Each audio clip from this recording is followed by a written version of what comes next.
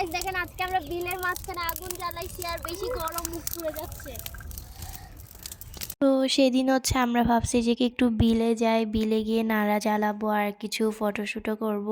তো সেই জন্য হচ্ছে আমরা বিলে চলে গেছি আর দেখেন এখানে আমরা সবাই মিলে নাড়া জ্বালাচ্ছি আর সেদিন এত ঠান্ডা ছিল। তো আমরা সবাই আগুনের পাশে বসে বসে গল্প করছি, অনেক মজাও করতেছিলাম।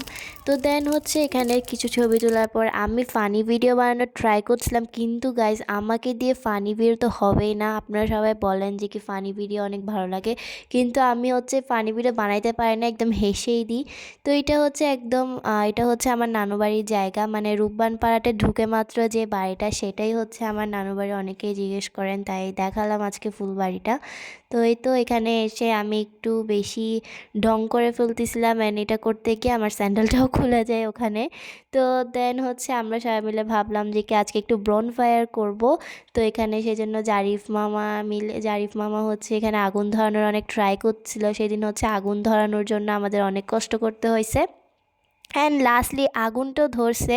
কিন্তু গাইস এত পরিমাণ মশা ছিল চারিদিকে, মানে মশার কামড় খাইছি, এমন লাগছে কি কালকে সকালে আমাদের সবার থেকে আবার ডেঙ্গু টেস্ট করতে যেতে হবে। তো যাই হোক, সেদিন অনেক মজা করছি। তো আপনাদের কেমন লাগছে অবশ্যই কমেন্টে জানাবেন। সবাইকে টাটা।